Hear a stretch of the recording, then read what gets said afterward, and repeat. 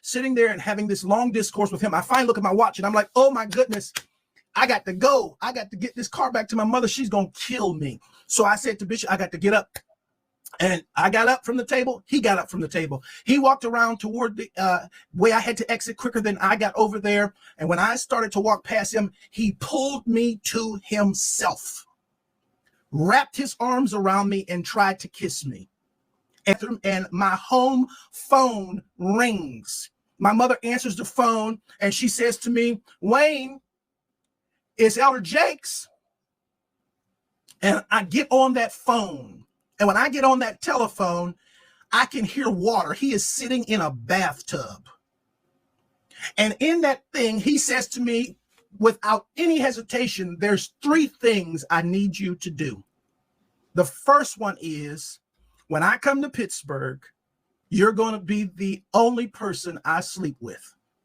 On November 24th, 2024, Bishop T.D. Jakes, one of the most prominent voices in the Christian community, experienced a medical crisis while preaching at the Potter's House in Dallas.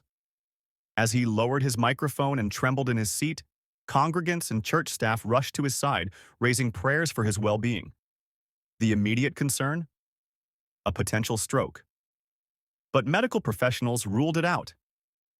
At the conclusion of yesterday's service, after ministering for nearly an hour and a half, Bishop Jakes experienced a moment that brought him face to face with his own humanity, the team said. He is doing well and remains under medical supervision. Medical professionals have ruled out a stroke, but continue testing. Bishop Jakes' daughter, Sarah Jakes, her husband, Tor Roberts, gave further updates about the pastor on social media, saying he was already showing signs of improvement. Obviously, today could have been a tragic day, but it wasn't. By the mercy of God, by the grace of God, Bishop is doing well. He's recovering well. He's under medical care. He's strong, Tor Roberts said. We're trying to get him to sit down. He's the strong bishop that we know, but we really can't thank you enough for your prayers. Sarah Jakes Roberts urged people to keep praying for her father. Hey family. Hey. I know that today's been an interesting day for us. A tough day. But we didn't want to lay down without giving you all an update about how everything is going with Bishop. We want to thank you first of all for your prayers, your support, your concern. It's truly been a blessing. Yeah, we felt those prayers. Obviously today could have been a tragic day.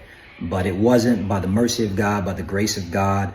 Bishop is doing well. He's recovering well. He's under medical care. He's strong. We're trying to get him to sit down. He's the strong bishop that we know. But we really can't thank you enough for your prayers, for your intercession, for all your kind words. And keep it up. People are asking, what can we do? Keep praying.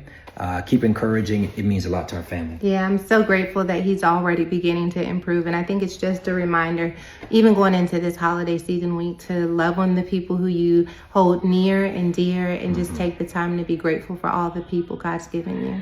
Thank you. We love you. Appreciate you.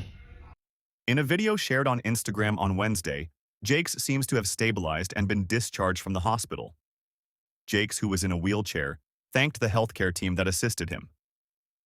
It didn't have to end this good. I'm so grateful, emotional Jakes said, visibly in tears. He thanked all the people who prayed, those who texted, those who had prayer vigils, and those who were concerned and sent love and notes. It didn't have to end this good. Here we are. Grateful. Hang tight, sir. We're just waiting to get the key to open the car. Okay. I'm grateful to y'all, all the people who prayed, and all the people who texted, all the people who had prayer vigils, all the people who were concerned and sent love and sent notes. Just grateful. Thank you. Didn't have to turn out this way. Just grateful. Not afraid to die. Don't want to hurt my kids. And the people who love me, the church who needs me, the world who called me, the God who sent me. Sometimes you just gotta be grateful. So, what really happened to Bishop Jakes? The answer lies in a defamation lawsuit filed by Jakes just one day later after the medical emergency, a lawsuit that unveils the emotional, mental, and physical toll false accusations have taken on him. The lawsuit centers on Dwayne Youngblood, a Pennsylvania minister with a criminal history of sexual assault and corruption of minors. Youngblood appeared on the popular YouTube talk show Larry Reed Live in a two-part series titled The Abused Become the Abuser. In these interviews, Youngblood accused Bishop Jakes of attempted sexual assault during an encounter that allegedly took place when Youngblood was a teenager. He claimed Jakes tried to groom him, attempted to kiss him, and later made an indecent proposal, allegations Jakes has vehemently denied. Youngblood's intentional and malicious lies have taken a substantial emotional and physical toll on Bishop Jakes. T.D. Jakes' legal team said. The lawsuit reveals that before these allegations went public, Jakes received a letter from Youngblood's lawyer demanding $6 million in exchange for silence in a November 15 legal filing. Youngblood said if Jakes didn't cough up the cash, he'd sue him for sexual assault and harassment. When Jakes refused to comply, the interviews were released, and they quickly went viral, spreading like wildfire across social media. It wasn't just the accusations that took a toll. It was the public scrutiny and the misinformation surrounding the case. Jakes filed a defamation suit against Youngblood in Pennsylvania federal court. In their filing, Jakes' attorneys seemed to hint that the stress of the lawsuit might have contributed to his medical emergency on Sunday. This lawsuit is intended to bring that scheme to a halt, Jakes' team wrote. To end the extreme emotional, physical, and spiritual toll defendant's conduct has caused Bishop Jakes to set the record straight so the world understands the patent falsity of the accusations, and to restore Bishop Jakes' reputation. Bishop Jakes believes with all his heart that actual victims of sexual abuse should be treated with the utmost respect, kindness, empathy, and sympathy, and that true perpetrators of such abuse should be held accountable for their actions, the filing continues. But that is not the case here. Youngblood has used and abused the might of social media and the legal process to make knowingly false accusations for his own personal and financial gain. This isn't the first time Bishop Jakes has been caught in the crossfire of false rumors. Earlier this year, he was falsely linked to allegations involving hip-hop mogul Sean Diddy Combs and alleged participation in illicit parties, rumors that were amplified by AI-generated content. Even fact-checking websites like Snopes stepped in, confirming these allegations were entirely fabricated. This false rumor was simply the latest chapter in a months-old series of videos promoting unfounded rumors. Snopes wrote. According to Jakes' legal team, the stress caused by these relentless, false accusations contributed to his medical crisis on November 24th. The emotional toll of being falsely accused, the pressure of leading one of the largest congregations in America, and the weight of defending his reputation culminated in a physical breakdown. Bishop Jakes is now seeking justice through the legal system, not just for himself but for the integrity of the church. His lawsuit highlights an important issue. False accusations undermine the credibility of real victims. Jakes has always been a strong advocate for survivors of abuse, and he firmly believes that those who have truly suffered should be heard and supported. But he also emphasizes the danger of weaponizing false claims. Not only does it damage the accused, but it sets back the cause of real survivors. For now, Bishop Jakes remains under medical supervision as doctors continue to monitor his health. Despite the challenges, he is determined to continue his ministry and clear his name. This incident serves as a reminder of the power and danger of misinformation. Let's be cautious about what we believe and share, especially when it involves spiritual leaders who bear the weight of millions of followers looking to them for guidance. Let's keep Bishop Jakes in our prayers as he navigates this challenging season. And remember, truth always prevails. If you found this video insightful, please like, subscribe, and share. And let us know in the comments, how should the church handle false accusations against its leaders? Do you think the allegations by Youngblood are true? The person who was in that church, his name is Harvey McDaniels. Okay, Harvey. He and I were going to take Jakes out to eat after he preached for his birthday. And so I was able to convince my mother to let me drive her car as I didn't have a vehicle. I said, well, we're going to take him out to eat. I want to drive your car. And so we did. We took him out to eat. And it was decided after we were done taking him out to eat that I would be the person to take him back to his sleeping place, which at the time there was a lady named Sister Giles. She always wanted to house and take care of him when he came to that church. And so I came in there, drove him to eat, and then took him back to her home. Well, after taking him back to her home, he says, come on in, let's talk. And I still felt, you can't even imagine being 18, 19 years of age. This person is killing it, and they're saying to you, come on in, let's talk. And so I did. I went in. We sat down at a very long dining room table in a room that she had.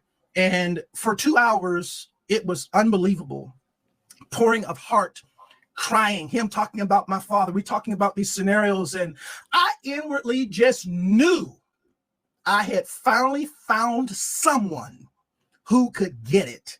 Someone who understood. I'm sitting at this table, and for the first time talking to any man, I got tears coming down my face because somebody gets me. Somebody understood what I was going through. Well, after sitting there and having this long discourse with him, I finally look at my watch and I'm like, oh my goodness, I got to go. I got to get this car back to my mother. She's going to kill me. So I said to Bishop, I got to get up. And I got up from the table. He got up from the table. He walked around toward the way I had to exit quicker than I got over there. And when I started to walk past him, he pulled me to himself, wrapped his arms around me and tried to kiss me. And in that moment, I literally died. I could not, I tell you, to this day, I can't remember how I got out of that place. But I remember driving home with all kinds of crazy thoughts and what in the world am I going to do now? And I finally get home, get in the house, get in the bed. I'm going to try to go to sleep. And I get to sleep and get up in the morning. And in the morning, I step into our bathroom and my home phone rings. My mother answers the phone and she says to me, Wayne, it's Elder Jakes. And I get on that phone. And when I get on that telephone, I can hear water. He is sitting in a bathtub. And in that thing, he says to me, without any hesitation, there's 3 things I need you to do. The first one is, when I come to Pittsburgh, you're going to be the only person I sleep with. The second one is, you can't sleep with anybody else because I don't want to give my wife anything. And thirdly, I will take care of you the rest of your life. I can't to this day remember how I got off that phone, but I do know I made a decision that I wasn't going to the service that night. And eventually I told my mother, I'm not going to go to a service tonight. She says, no, no, no. You know, we got a rule in this house. If we go, you go. I never told her what he had done. I went to church, and the most humiliating thing imaginable happened that night at church. Bishop Jakes, getting up to preach, speaks into that microphone. I'm going to ask young minister Youngblood to read for me. And after all of that drama of the last 24 hours, I had to read before he preached. And so there is so much more to me and Bishop Jakes and my family and Bishop Jakes and the absolute destructive sexual damage. But this thing was so extremely damaging. And I'll say this to you, Larry, that sitting back and watching some of the things I've seen in 2024 and things that I've heard him say, has been so frustrating to me, because the people who I've heard say things publicly related to him and people who've actually come to me, the stories they are telling me in 2024 is what I remember when I was 18 and 19 years old with this same person.